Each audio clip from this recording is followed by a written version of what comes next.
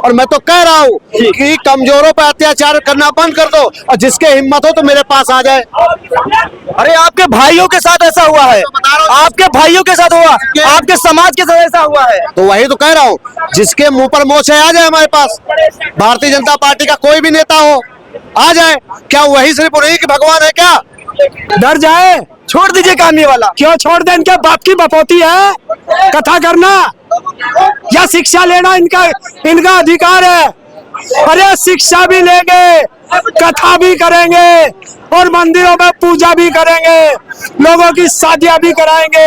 अच्छा, एक रामराज वो भी था जब प्रभु श्री राम माता सबरी के जूठे बेर खाए थे।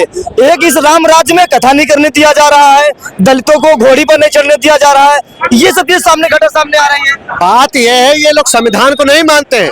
अगर इस संविधान को, कानून को मानते तो ये लोग जानते क्या होता है। ये लोग मनुवादी लोग हैं, सामंतवादी लोग हैं। ये कल भी खटिया पे नहीं बैठने दे रहे थे, आज भी नहीं बैठने देते थे। हमने जो किताबों में पढ़ा था हो सकता था वो काल्पनिक था, मगर ये इटावा वाली घटना देखने के बाद ये काल्पनिक नहीं है, ये सच्चाई है। वो पिछड़े दलित को अपना बंधुआ मजदूर बना के रखना चाहते हैं। देखिए, अगर वो यादव थे तो ये तो कहो शुक्र मनाओ कि वो यादव थे तो उनके बाल घोटे गए, उन पर पेशाब छिड़का गया। अगर दलित होते तो सर काट देते। तो नमस्कार, मैं वीर और आप देख रहे हैं काकोरी दंगल। दोस्तों, इस वक्त उत्तर प्रदेश में जो सबसे बड़ी खबर निकल कर आ रही है, सोशल मीडिया पर जो वायरल काफी हो रही है, घटना इटावा की है, जहां पर यादव समाज के लोग कथा करने जाते हैं तो ब्राह्मण समाज को बहुत बुरा लगता है। उनका मानना है कि इस गांव में 101 ब्राह्मण लोग हैं और आपकी हिम्मत कैसे हुई हमारे गांव में कथा करने की। उसको सजा तुमको मिलनी चाहिए और उसकी सजा उनको कहीं न कहीं सजा मिली। हमारे भी ताऊ जी है, ब्राह्मणों के गांव में यादव की एक ऐसी औकात होगी कि उनके गांव में कथा करने चले गए। और जहाँ ब्राह्मणों का एक घर है वहाँ ब्राह्मण कथा क्यों करता है? कौन से धर्म शास्त्र में लिखा, कौन से संविधान में लिखा कि जो यादव जो है वो पढ़ लिख के कथावाचक नहीं बन सकता? बताओ ना, हूँ बात करे, जवाब दे। जैसे सवाल कर रहा, कौन से धर्म शास्त्र में लिखा है? अरे वो कह रहे कथा भगवत करना ब्राह्मणों का काम है, यादव काम थोड़ा ना है। तो इनके बाप की बपौती है क्या कथा करना? देश का हर नागरिक पढ़ लिख कर कथावाचक भी बन सकता है, किसी भी मंदिर का पुजारी बन सकता है, सारे हिंदू धर्म के कर्मकांड कर सकता है। तो करने गए थे, अंजाम भुगत लिए, क्या हुआ देखा?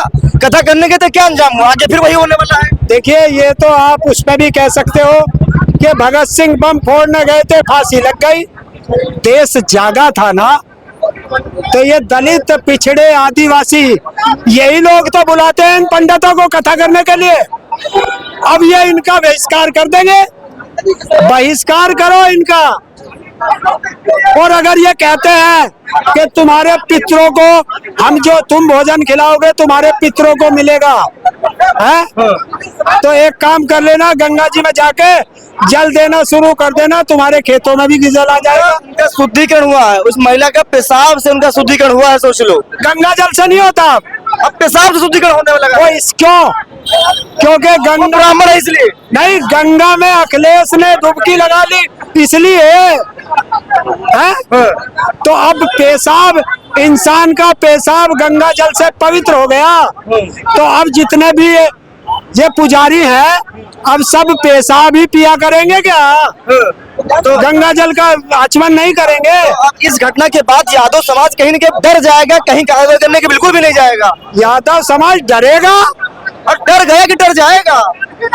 मुंडा उड़वा दिए, माइक छीन लिए, उनका जो भी सब सिस्टम छीन लिए। अब हम लोगों के बीच में तुम अकेले हो तो तुम्हारा माइक भी छीन सकता हूँ, तुम्हारा मुंडन भी करा सकता हूँ।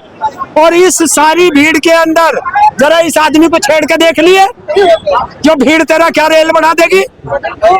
है? तो कहीं ने दहशत पैदा कर दिया ना अंदर। अकेले आदमी को कोई भी छेड़ सकता है। नहीं, आपसे अब कथा कहीं और करने जाएंगे, वहां भी ऐसी घटना घट गई तब क्या होगा फिर? तो डर जाए, डर जाए, छोड़ दीजिए काम ये वाला। क्यों छोड़ दे? इनके बाप की बपौती है कथा करना या शिक्षा लेना, इनका अधिकार है। अरे शिक्षा भी लेंगे, कथा भी करेंगे और मंदिरों में पूजा भी करेंगे, लोगों की शादियां भी कराएंगे। यानी ब्राह्मणों का काम अब आप लोग भी करेंगे। फिर वही बात, अरे ब्राह्मणों के कौन से शास्त्र में लिखा क्या ब्राह्मण ही करेगा? हिंदुस्तान का हर नागरिक हर कार्य कर सकता है। हाँ। अगर कर सकता है तो ये घटना सामने आएंगी। अगर एक घटना सामने आई तो डर जाए।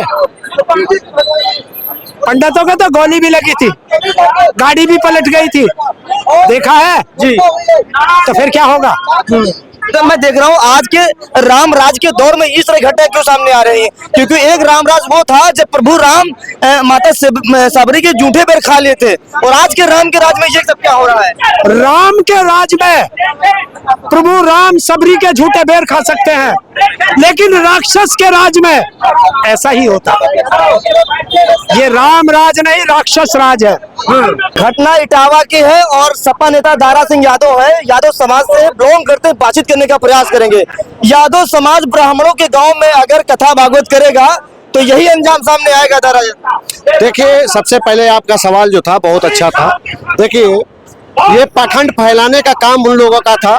यादव जी अपने आप को हिंदू समझ रहे थे, अब उनको ये पता चल गया होगा कि आप हिंदू नहीं शूद्र हो।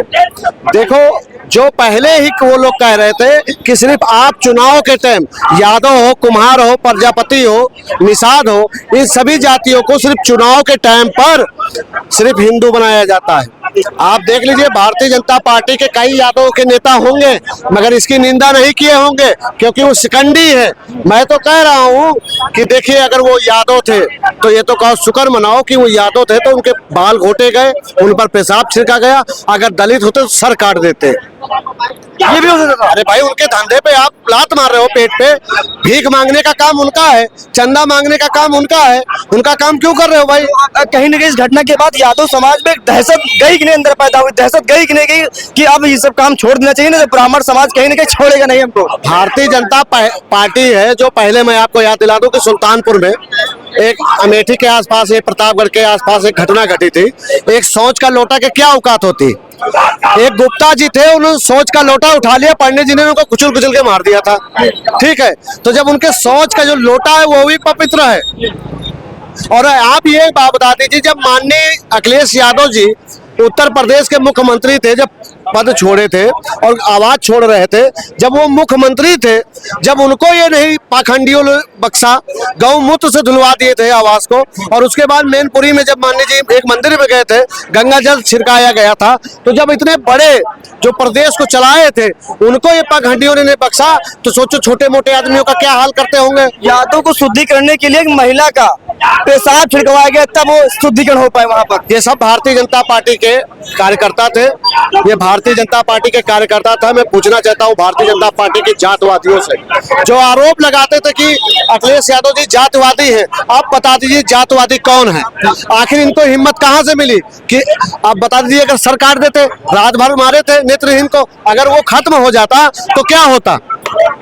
तो कहीं ना कहीं भारतीय जनता पार्टी इस साजिश को जो है बढ़ावा देती है। बार बार ये लोग ऐसा करते हैं और पिछड़े दलितों के ऊपर अत्याचार जो शोषण हो रहा है उसकी आवाज माननीय श्री अखिलेश यादव जी उठा रहे हैं। और मैं तो कह रहा हूँ कि कमजोरों पर अत्याचार करना बंद कर दो और जिसके हिम्मत हो तो मेरे पास आ जाए।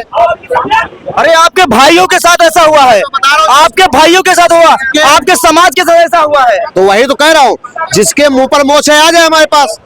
भारतीय जनता पार्टी का कोई भी नेता हो आ जाए। क्या वही सिर्फ उन्हीं के भगवान है क्या? अरे इन बेशरमों को शर्म नहीं आती? चुनाव के टाइम सबको हिंदू बनाएंगे और जब हक अधिकार देना होगा तो तुम यादव हो, तुम निषाद हो, तुम प्रजापति हो करोगे। और मैं तो कह रहा हूँ कि कमजोरों पर अत्याचार करना बंद कर दो और जिसके हिम्मत हो तो मेरे पास आ जाए। अरे आपके भाइयों के साथ ऐसा हुआ है, आपके भाइयों के साथ हुआ, आपके समाज के साथ ऐसा हुआ है, तो वही तो कह रहा हूँ, जिसके मुंह पर मोछ है आ जाए हमारे पास।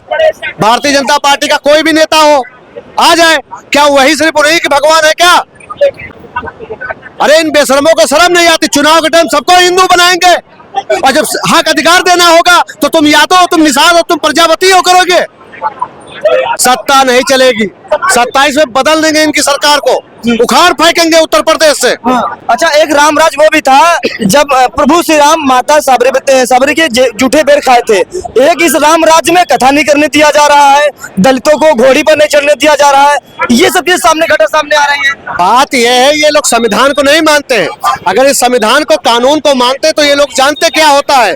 ये लोग मनुवादी लोग हैं, सामंतवादी लोग हैं। ये कल भी खटिया पे नहीं बैठने दे रहे थे, आज भी नहीं बैठने देते थे। हमने जो किताबों में पढ़ा था, हो सकता था वो काल्पनिक था, मगर ये इटावा वाली घटना देखने के बाद ये काल्पनिक नहीं है, ये सच्चाई है। वो पिछड़े दलित को अपना बंधुआ मजदूर बना के रखना चाहते हैं, और पिछड़ा दलित को समझना चाहिए कि हमारा अपना कौन है और अपना दुश्मन कौन है। ठीक है, बहुत बहुत शुक्रिया। ठीक है।